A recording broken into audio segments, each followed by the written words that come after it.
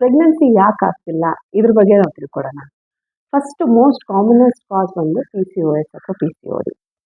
ಈ ಥರ ಇದ್ರೆ ಪ್ರೆಗ್ನೆನ್ಸಿ ಆಗಲಿಕ್ಕೆ ಕಷ್ಟ. ಇಲ್ಲ ಅಂತ ಅಂದರೆ ವಯಸ್ಸು ಕಮ್ಮಿ ಇದ್ರೇನು ಮೊಟ್ಟೆಗಳ ಸಂಖ್ಯೆ ಕಮ್ಮಿ ಆದರೆ ಅವಾಗ ಕೂಡ ಪ್ರೆಗ್ನೆನ್ಸಿ ಆಗೋದಕ್ಕೆ ಕಷ್ಟ. ಗಂಡನಲ್ಲಿ ಸ್ಪರ್ಮ್ಸಲ್ಲಿ ಏನಾದ್ರು ತೊಂದರೆ ಇದ್ದರೆ, ಅಂದರೆ ಕೌಂಟ್ ಕಮ್ಮಿ ಇದ್ದರೆ, ಇಲ್ಲ ನೋಡಲಿಕ್ಕೆ ಚೆನ್ನಾಗಿಲ್ಲದೆ ಇದೆ, ಇಲ್ಲ ಚಟುವಟಿಕೆ ಇಲ್ಲ ಅಂದ್ರೂ ಪ್ರೆಗ್ನೆನ್ಸಿ ಆಗಲಿಕ್ಕೆ ಕಷ್ಟ ಆಗಬಹುದು. ಮೂರನೇದಾಗಿ ಟ್ಯೂಬ್ಸ್ಗಳು.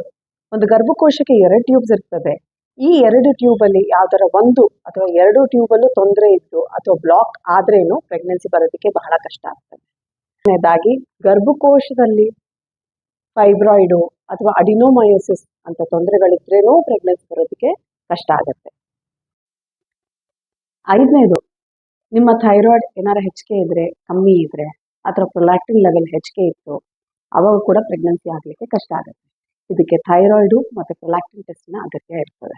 6ನೇದು, ನಿಮ್ಗೇನಾದ್ರು ಎಂಡೋಮೆಟ್ರಿಯೋಸಿಸ್ ಆ ಥರ ಕಂಡೀಷನ್ ಇದ್ರೆ ಅವಾಗಲೂ ಕೂಡ ಪ್ರೆಗ್ನೆನ್ಸಿ ಆಗೋದಕ್ಕೆ ಕಷ್ಟ ಇರಬಹುದು. ಎಂಡೋಮೆಟ್ರಿಯೋಸಿಸ್ ಅಂದರೆ ನಮ್ಮ ಗರ್ಭಕೋಶದ ಲೈನಿಂಗು ಓವರೀಸಲ್ಲಿ ಇದ್ರೆ ಎಂಡೋಮೆಟ್ರಿಯಾಟಿಕ್ ಸಿಸ್ಟ್ ಅಂತ ಹೇಳ್ತೀವಿ. ಈ ಥರ ಇದ್ರೆ ಡಾಕ್ಟರ್ನ ಹೆಲ್ಪು ಬೇಕಾಗತ್ತೆ ನಿಮಗೆ ಪ್ರೆಗ್ನೆನ್ಸಿ ಆಗಲಿಕ್ಕೆ. 7ನೇದು ಬಹಳ ಬಹಳ ಇಂಪಾರ್ಟೆಂಟ್, ಒಬೆಸಿಟಿ. ತೂಕ ಹೆಚ್ಚಿಗೆ ಇದ್ರೆ ಅಥವಾ ಸ್ಮೋಕಿಂಗಿನ ಅಭ್ಯಾಸ ಅಥವಾ ಆಲ್ಕೋಹಾಲಿನ ಅಭ್ಯಾಸ ಇದ್ರೆ ಇದರಿಂದನೂ ಪ್ರೆಗ್ನೆನ್ಸಿ ಬರೋದಕ್ಕೆ ಬಹಳ ಕಷ್ಟ ಆಗುತ್ತೆ.